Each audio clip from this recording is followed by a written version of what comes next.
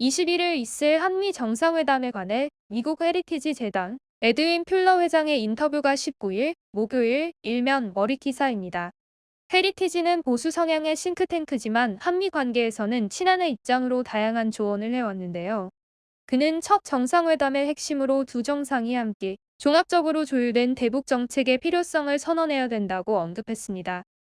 또한 문재인 정부는 유엔 대북 제재를 위안하고 표현의 자유를 제한한 평양을 옹호하는 유화 정책을 추구한 패착 정부라며 윤석열 정부는 훌륭한 정책이 기대된다며 그를 지지했습니다. 그의 한중 관계에 대한 전망과 북한 김정은 국무위원장에 관한 언급은 기사를 통해 확인 가능합니다.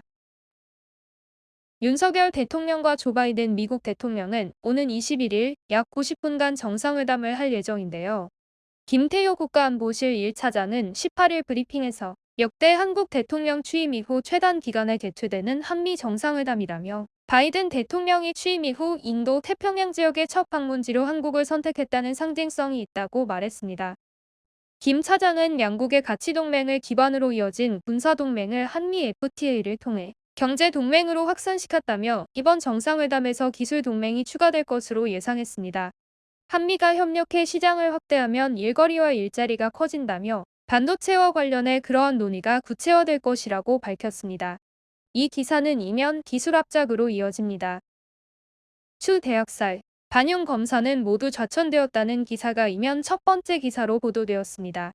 한동훈 법무부 장관이 취임 이튿날인 18일 전격 인사를 단행하며 문재인 정부에서 좌천됐던 윤석열 사단 검사들을 대거 유직에 복귀시켰다는 내용입니다. 추미애 전 장관이 2020년 1월 8일 취임 닷새 만에 윤사단 대학살 인사로 한직으로 밀려났던 이들이 이번엔 주요 보직으로 승진했습니다. 당시 대검 기획조정부장에서 수원고검 차장검사로 좌천된 이원석 전 제주지검장이 검찰 2인자인 대검 차장검사로 승진한 게 대표적입니다. 이번 좌천과 승진으로 인해 문정부 청와대 인사들이 연루된 울산시장 선거 개입 사건 재수사나 산업통상자원부 블랙리스트 의혹, 이재명 더불어민주당 고문과 관련된 대장동 개발 특혜 의혹, 성남FC 후원금 의혹 등이 우선 거론되고 있습니다. 대장동 사건이 걸려있는 서울중앙지검은 지검장과 차장검사 3명을 동시에 교체했고 이고문 관련 사건을 수사 중인 수원지검엔 신임 흥순옥지검장이 부임했습니다. 더 자세한 내용은 기사를 통해 확인하실 수 있습니다. 아래를 보시면 조 바이든 미국 대통령이 오는 20에서 24일 한국과 일본을 방문하는 기간 중 북한이 대륙 간탄도미사일을 시험 발사할 수 있다는 우려가 한 미 정부 당국에서 동시에 나왔다는 기사를 보실 수 있습니다. 김태효 국가안보실 1차장은 현재 북한이 이번 주말까지 7차 핵실험을 할 가능성은 낮은 것으로 판단되지만 ICBM을 포함한 미사일 발사가 임박한 것으로 파악하고 있다고 밝혔습니다. 김 차장은 바이든 대통령의 방한 기간 중 크고 작은 도발이 발생할 경우 도발의 성격에 따라 기존 일정을 변경하더라도 한미 정상이 즉시 연합방위태세 지휘통제 시스템에 들어가도록 플랜 B도 마련해 놓은 상태라고 설명했습니다. 3면에선 1면에서 이어온 한미 정상회담에 대한 존 햄리 미국 전략국제문제연구소 소장의 조언이 이어집니다.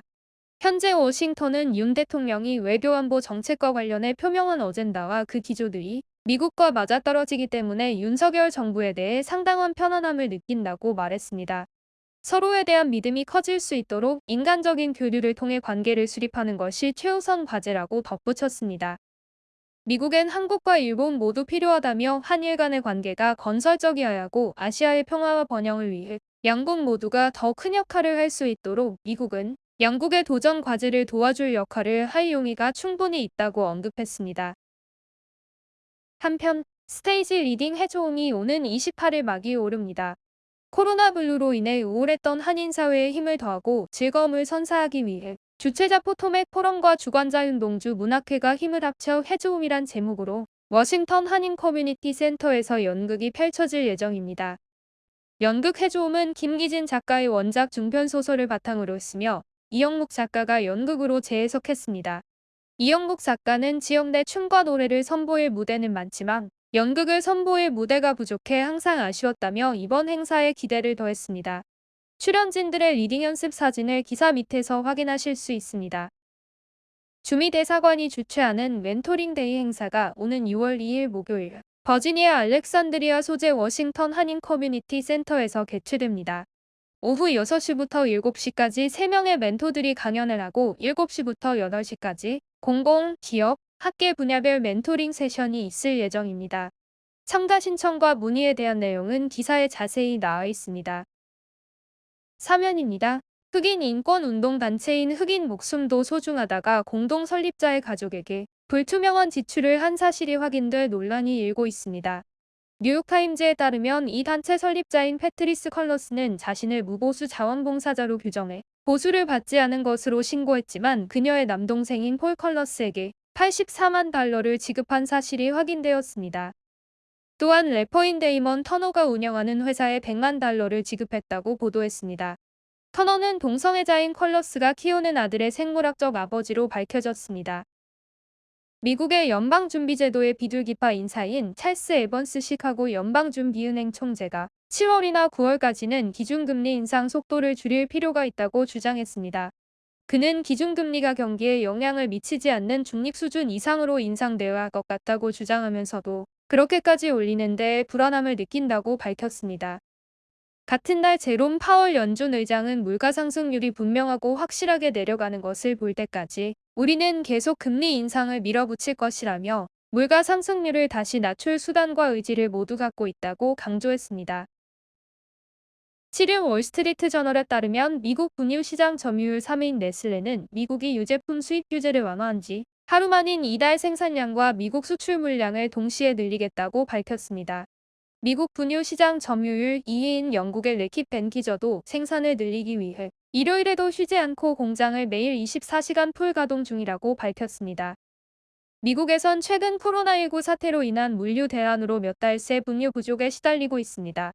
미국 정부는 미국 내 시설과 FDA가 승인한 시설에서 분유 생산을 확대하는 데 장애가 되는 교통, 물류, 판매상 문제점이 무엇인지를 파악하고 있습니다.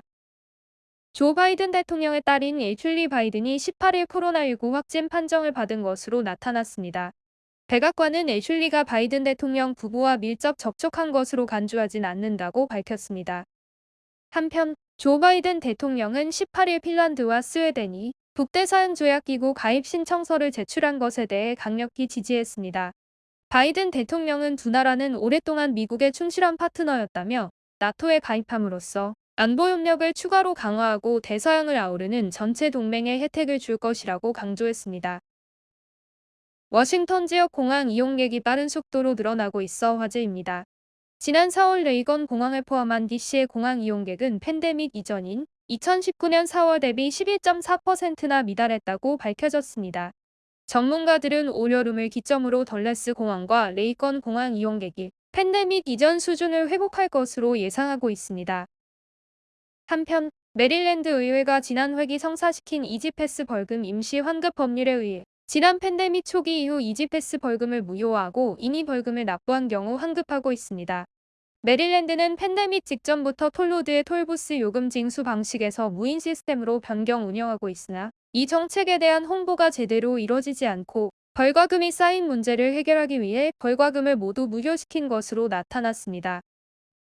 한국농수산식품유통공사와 리브라더스가 오는 25일 메릴랜드 소재 리브라더스 본사에서 K푸드 수출업대 및 글로벌 그린푸드 데이 확산을 위한 업무협약을 체결할 예정입니다. 양사는 이번 업무협약을 통해 수출 확대뿐만 아니라 저탄소 식생활 문화 캠페인 글로벌 그린푸드 데이 확산 등 탄소 배출 감축 노력에도 동참하며 ESG 경영에도 상호 적극 협력해 나가기로 결정했습니다. 오늘 듣는 뉴스 마지막 소식입니다. 메릴랜드 몽고메리 카운티 정부가 다시 실내 마스크 착용 권고령을 내렸습니다. 또한 모임이나 여행에서 돌아온 후 반드시 코로나 검사를 실시할 것을 당부했습니다. 몽고메리 카운티의 최근 7일 내 감염자는 인구 10만 명당 340명으로 3월 중순의 인구 10만 명당 33명에 비해 10배 이상 증가했습니다. 듣는 뉴스 독자 여러분도 건강 유의하시길 바라며 19일 목요일 듣는 뉴스 여기서 마치도록 하겠습니다. 감사합니다.